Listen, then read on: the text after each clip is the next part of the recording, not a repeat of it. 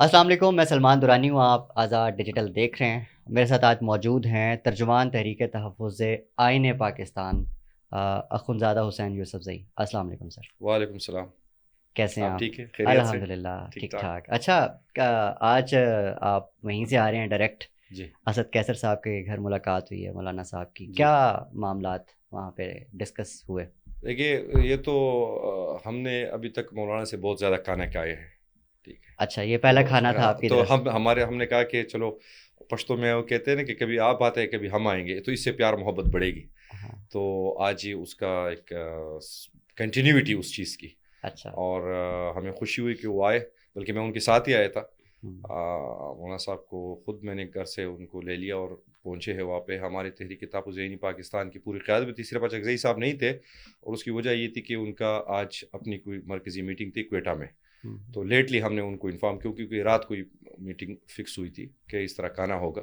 تو وہ unfortunately join نہیں کر سکے. باقی BNP، وحدت المسلمین، سنی اتحاد کونسل، سب کے نمائندے ادھر موجود تھے.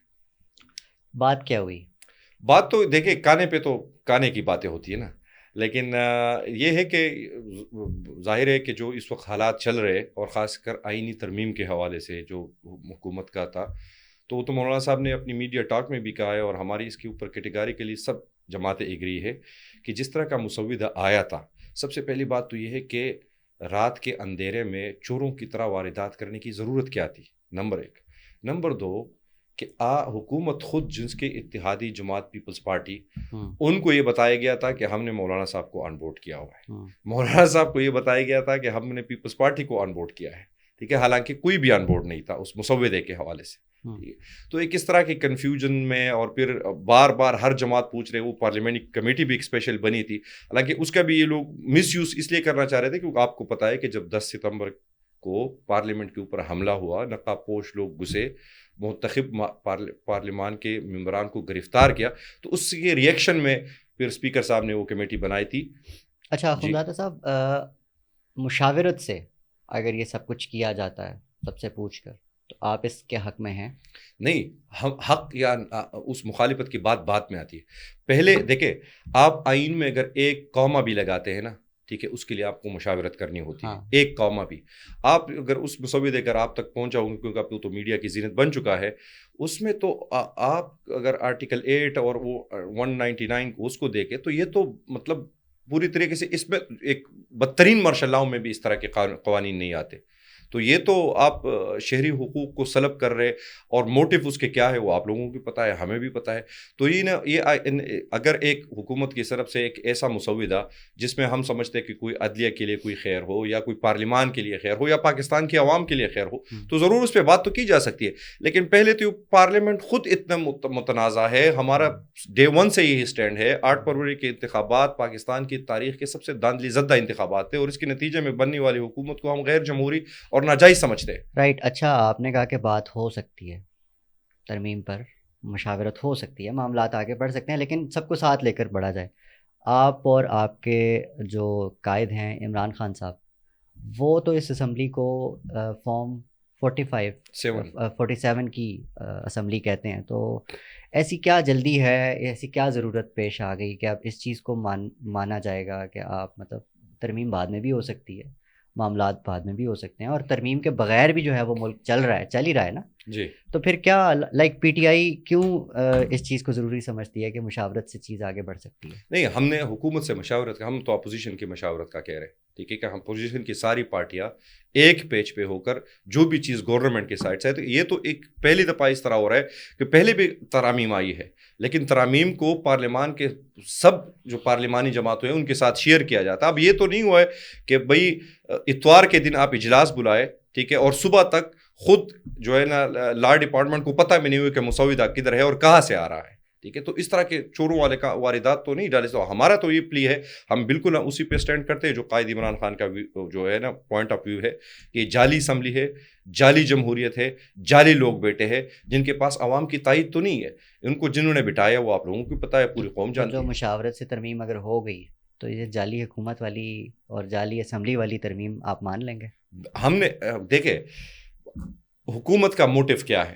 ٹھیک ہے، پہلے تو یہ سمجھے حکومت کا موٹیو پاکستان کی عدلیہ کو تباہ و برباد کرنا ہے، ٹھیک ہے، اچھا جو آزاد عدلیہ کا کنسیپٹ ہے اس کو تباہ کرنا ہے. دیکھیں آپ کے ملک میں اس وقت کوئی ادارہ نہیں بچا جو برباد نہ ہوا ہو، ٹھیک ہے. آپ کا پورا جو سوشل سٹرکچر ہے، یعنی آئین کیا ہے؟ آئین افراد یا فرد کا ریاست کے ساتھ ایک عمرانی معاہدہ ہے، ٹھیک ہے. اس عمرانی معاہدے کو حکومت نے تار تار کر دیا ہے، اس کو مسخ کر دیا ہے. اور یہ جو ترمیم جس کا تھوڑا بہت ہمیں انفارمیشن لی یا جو تھوڑا بہت چیزیں ہمارے سامنے آئی ہے، یہ تو بالکل یعنی اس طرح سے کہ ڈکٹیٹر بیٹا ہو اور وہ ڈکٹیٹر اپنی مرضی سے اس طرح کی چیزیں جس میں آپ کے سارے شہری حقوق سلب ہو جائے.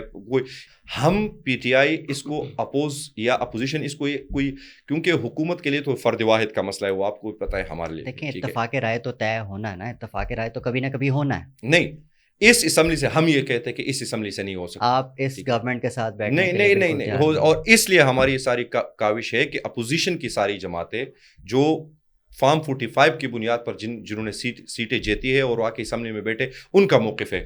اور آئینی عدالت کو لے کر یہ جو فیڈرل کانسٹیٹیوشنل کورٹ ہے جی، اس کو لے کر اگر بلاول کا پروپوزل آتا ہے مولانا صاحب کو، مولانا صاحب ایگری کر جاتے ہیں جی، تو پھر پی ٹی آئی کہاں کھڑی ہے؟ مولانا صاحب کی طرف انہوں نے یہ بات کی ہے، بلاول نے، ٹھیک ہے، یہ بات ان کو کہ آپ بھی ایک پروپوزل تیار کریں. جے یو آئی کو یہ کہا گیا ہے، ٹھیک ہے، اور ایک پروپوزل ہم بھی تیار کرتے ہیں اور پھر ان کا ایک تقابل جائزہ لیا جائے گا کہ اس میں کون سی باتوں کو ہم اکٹھے لے کے چل سکتے ہیں. لیکن ہم نے اپنی طرف سے مولانا صاحب کو جو بات کی ہے اور ان کو جس بات پہ قائل کرنے کی کوشش کی ہے کہ دیکھیں مولانا صاحب، ان کے موٹو کوئی آئین اور جمہوریت کے لیے نہیں ہے، ٹھیک ہے. یہ جو آئینی کورٹ کا ذکر ہے، ہاں اس کو اب پیپلز پارٹی ایک اور چیز کے پیچھے چھپ رہی ہے کہ چارٹر آف ڈیموکریسی میں یہ چیز سامنے، ہاں، لیکن اس کا اس سے بھی کوئی لینا دینا نہیں. ان کا ہے کہ کسی طریقے سے جسٹس فائز عیسیٰ کو ایکسٹینشن دے کر اس کورٹ کا سربراہ بنایا جائے، کیونکہ اس کی اپوائنٹمنٹ اس بل کے مطابق پرائم منسٹر کرے گا، ٹھیک ہے.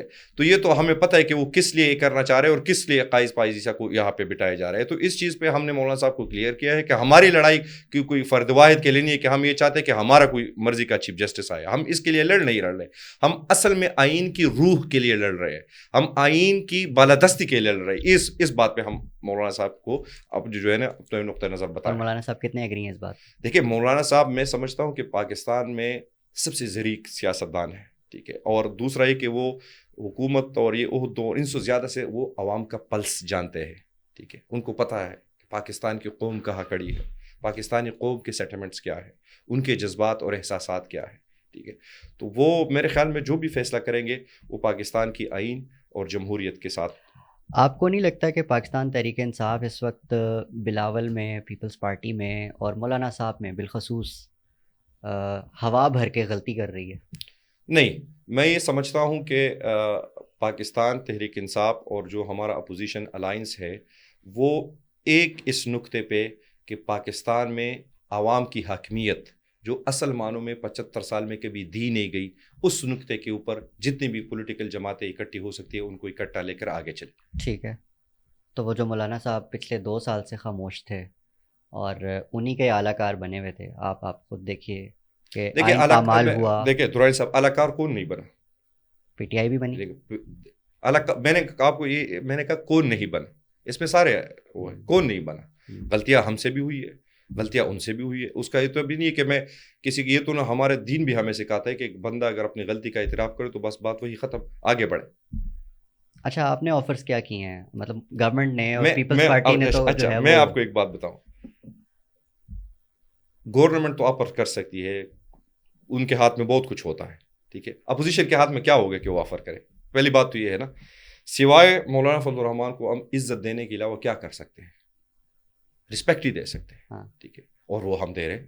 ان کا سیاسی اسٹیچر بڑھا دیا آپ نے. سیاسی اسٹیچر دیکھے، یہ ایک میرے خیال میں غلط بیانی ہوگی. مولانا صاحب کا اپنی ایک سیاسی اسٹیچر پہلے سے موجود ہے. لیکن آپ کو نہیں لگتا کہ پی ٹی آئی نے کے پی کے اندر خصوصی طور پر اور عمومی طور پر پورے ملک میں مولانا صاحب کا جو سیاسی اسٹیچر ہے وہ گرانے میں بڑی حد تک رول ادا کیا؟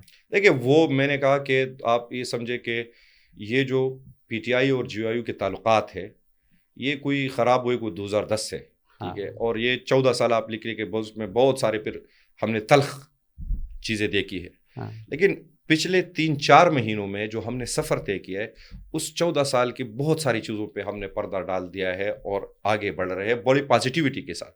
تو یہی وقت کا تقاضا ہے. پاکستان تباہی کے دہانے پہ کڑا ہے. اس وقت اگر ہم اس سوچوں میں پڑے کہ ہمارے ساتھ ہی ہوتا, تم نے مجھے گالی دی تھی, میں نے آپ کو گالی دی تھی, فلانے نہیں, میں نے تو اس لیے کہا کہ مولانا صاحب کے ذہن میں اگر وہ کوئی ایک بھی چیز ہوتی تو کیا وہ پی ٹی آئی کو ویلکم کرتے؟ کبھی بھی ویلکم نہیں کرتے. لیکن ان کو پتہ ہے کہ ہم کس دلدل میں پھنسے ہوئے ہیں اور اس سے نکلنے کا راستہ کسی ایک سیاسی جماعت کے پاس اکیلے موجود نہیں ہے, اور خاص کر وہ جماعتیں جو اپوزیشن میں اس وقت بیٹھی ہے. عوام جو ہے نا وہ دھوکے کھا کھا کے اب تھک گئی ہے. جی. تو اب کہیں یہ نہ ہو کہ مولانا صاحب اور آپ لوگ سارے مل کر عوام کو سیڑھی پہ چڑھائیں اور پیچھے سے خود غائب ہو جائیں.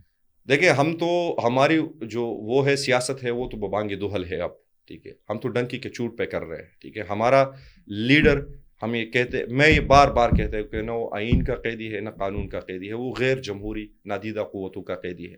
اور ہماری لڑائی اس وقت پاکستان میں جمہوری اور نادیدہ قوتوں کے بیچ ہے کہ یہ حق اور باطل کی جنگ ہے. اور مولانا صاحب پہ بھی ہم نے یہ بات واضح کی ہے کہ ہمارا سٹینڈ کیا ہے. آپ آر یو شور کہ مولانا صاحب اب مکریں گے نہیں؟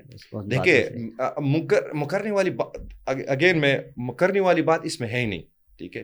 یہ ٹھیک ہے کہ وہ سیاست کا, میں اس پرسپیکٹو میں یہ بات کر رہا ہوں کیونکہ جو پی ٹی آئی کے اپنے سوشل میڈیا ایکٹیوسٹ ہیں, سوشل میڈیا پہ عوام میں آپ کو تیار بیٹھی ہے کہ مولانا صاحب میں اس کو آپ کو ایک اور زاویے سے میں ایک اور زاویے سے اس کو بتاتا ہوں. آپ یہ دیکھیں کہ اسٹیبلشمنٹ نے آج تک مولانا کو دیا کیا ہے, یہ اس پہ ذرا بات کرتے ہیں. کیا دیا ہے اسٹیبلشمنٹ نے مولانا؟ اسٹیبلشمنٹ کی ہی بیس پہ مولانا صاحب کھڑے ہیں. جمعیت علماء اسلام پچھلے 2 صدیوں کی ایک سیاسی نظریہ ہے, ٹھیک ہے. یہ کوئی نہیں ہے کہ آج کوئی بنی ہے, یا سیاسی یا مذہبی نہیں, سیاسی نظریہ ہے. آپ جب برصغیر پاک و ہند میں آزادی کی تحریکیں چلی, ٹھیک ہے, جتنی بھی چلی, ٹھیک ہے, ان میں اس کا تحریک, یہ جو ان کی پگڑی کا وہ ہے, اس میں جو یلو کلر کا وہ ہے, یہ کس چیز سے مشابہت بہت زیادہ رکھتے ہیں؟ انسپائر نہیں ہے. میں انسپائر نہیں ہوں, مولانا صاحب کی آئیڈیالوجی سے. میں تاریخ کا طالب علم ہوں. میں تاریخ کا طالب علم ہوں اور مجھے حقائق کا پتہ ہے, اور وہ حقائق جو مشرق علوم نے ہمیں نہیں بتائے, جو انڈیپینڈنٹ ہسٹری ہے. اور مولانا صاحب اس کا ایک اہم حصہ ہے. بالکل حصہ ہے وہ, اس حرارکی کا اور اس لیگیسی کی کنٹینیوٹی ہے, ٹھیک ہے. تو ان کی سیاست, میں تو سمجھتا ہوں کہ مولانا صاحب کو اسٹیبلشمنٹ نے ہمیشہ نقصان ہی پہنچایا ہے, کوئی فائدہ نہیں دیا ہے, ہمیشہ نقصان پہنچایا ہے. اچھا, یہ جو ابھی متحدہ اپوزیشن ہے, اب یہ اس بنتی ہوئی صورتحال کو آگے کیسے دیکھ رہی ہے آپ کیا آپ کا لائے عمل ہے آگے؟ دیکھیں, ہم تو پہلے تو آپ جب کوئی اس طرح کی حالات کا مقابلہ کرتے ہیں تو پہلے آپ نے اپنی صفیں درست کرنی ہوتی ہے, ٹھیک ہے, کہ اس کے لیے آپ لائن اپ ہو. اب اس میں یہ تھا کہ ہم نے تو تحریک تحفظ آئینی پاکستان اس سلسلے میں بنائی ہے. ہماری اس وقت 6 جماعتیں اس کا پریکٹیکلی حصہ ہے. اب ہم سندھ جا رہے ہیں, سندھ میں جی ڈی اے سے ہماری بات ہو چکی ہے. جی اے سندھ کے جو جی ایم سید صاحب کی جو وہ ہے سندھ یونائٹیڈ فرنٹ, وہ آلریڈی ہمارے ساتھ اس میں آ چکی ہے. باقی جتنے فہمیدہ مرزا صاحب ہے, یہ صفدر عباس صاحب ہے, یہ ساری جو سندھ کے جتنا اوریجنل, وہ آپ کو یہ پتہ ہے کہ پچھلے 10-15 سالوں میں پیپلز پارٹی نے سندھ کے اندر جو جینون سیاسی جماعتیں تھیں ان کی آواز کو دبایا ہے, ٹھیک ہے. اور ان کو یعنی ایک یہ جو اپنا وہ کہتے ہیں نا کہ جمہوریت, مجھے تو بائی دا وے ایک بات بتاؤ, مجھے تو مسلم لیگ نون سے کوئی گلہ نہیں ہے, ٹھیک ہے, کیونکہ میں مسلم لیگ نون کو سیاسی جماعت مانتا ہی نہیں ہوں, ٹھیک ہے. مجھے اگر گلہ ہے بحیثیت سیاست کے طالب علم کے تو پیپلز پارٹی سے ہے, کیونکہ وہ اپنے آپ کو آئین کے اور جمہور کے چیمپئن گردانتے ہیں, سو کارڈ وہ اپنے آپ کو کہتے ہیں. تو ہم تو ان سے کہ آپ اس چیز کا اگر حصہ بنے صرف اس لیے کہ آپ کا ایک بندہ ایوانی صدر میں بیٹھے اور آپ کی سندھ کی میں حکومت ہے, یا آپ نے کوئی چیئرمین سینٹ اپنا لیا ہے یا ڈپٹی اسپیکر نیشنل اسمبلی لیا ہے, اور اس کے لیے آپ پاکستان کے لوگوں کی حقوق سلب کرنے پر ان قوتوں کا ساتھ دے رہے ہو جنہوں نے آپ کے ہی لیڈرشپ کا جو ہے نا قلم قلہ کیا, تو پھر اس سے اور زیادتی اور بدنیاتی کیا ہو سکتی ہے؟ آپ کو نہیں لگتا کہ آپ کی ان پالیسیز نے جو ہے سیاست دانوں کو کسی وہ کیا کہتے ہیں نہ نظر آنے والی قوت کے سامنے لا کر کھڑا کر دیا, اور اس وقت کنفرنٹیشن ہے, اس وقت کچھ نظر نہیں آ رہا؟ دیکھیں, ہم نے نہیں کھڑا کیا, انہوں نے کھڑا کیا جن کا یہ کام نہیں ہے, جو حلف لیتے ہیں کہ ہم سیاست میں حصہ نہیں لیں گے, انہوں نے کھڑا کیا. آج آپ کو مہرنگ کی تحریک دے کے بلوچستان میں منظور کی سپورٹ کر رہے ہیں, میں ہر وہ چیز جو آئینی پاکستان کے اندر ان کا حق ہے ہم اس کو سپورٹ کرتے ہیں, ٹھیک ہے. اور اسی طرح کی صورتحال پشتونخوا کے اندر ہے. منظور پشتین کی تحریک 11 اکتوبر کو اس نے پشتون قومی عدالت جا رہے ہیں, ٹھیک ہے, بالکل جائیں گے, کیوں نہیں جائیں گے. پشتونوں کا کلچر ہے ہزاروں سالوں سے جرگہ, تو جرگے میں تو ہم جاتے ہیں, وہ ہمیں پتہ بھی ہو کہ ادھر ہمیں سزا بھی سنائی جا رہی ہے, پھر بھی اس جرگے میں شرکت کرتے ہیں. کیا ٹیک اویز ہیں, لائک آپ کیا سمجھ رہے ہو اس 11 اکتوبر کے جرگے کو لے کر, کیا اس کے سیاسی آگے اثرات ہوں گے؟ دیکھیں, جو پی ٹی ایم بنی نقیب اللہ محسود شہید کے ریئیکشن میں, ٹھیک ہے, یہ تو پہلے محسود تحفظ موومنٹ تھے, پھر ایکسپینڈ ہوگی پشتون تحفظ موومنٹ میں, ٹھیک ہے. اور جو ان کا مقدمہ ہے وہ بڑا جینون ہے, ٹھیک ہے. ہم تو یہاں پہ لگے ہوئے, لیکن آپ کو یاد ہے کہ یہ وہی پی ٹی ایم ہے جس کو پی ٹی آئی گورنمنٹ میں آپ لوگوں نے غدار قرار دیا تھا میرے خیال میں وہ پی ٹی آئی کی سب سے بڑی غلطی تھی. اور میں اس وقت بھی ان لوگوں میں شامل تھا جو یہ بار بار چیخ رہے تھے, چلا رہے تھے کہ اس طرح نہ کرے, ٹھیک ہے, یہ ہمارے اپنے لوگ ہیں. آپ, وہ ایک شاعر نے کہا تھا نا کہ تو کیوں بے دخل کرتا ہے مکانوں سے مکینوں کو, وہ دہشت گرد بنتے ہیں جن کے گھر نہیں رہتے. تو یہ تو ریئیکشن ہے, یہ تو منظور کو کیا ضرورت ہے, وہ تو ایک کیڈٹ کالج میں پڑھتا تھا, ٹھیک ہے, وہ تو, لیکن آج وہ کیوں اتنا بڑا جو ہے نا ریزسٹنس کا استغارہ بنا ہے؟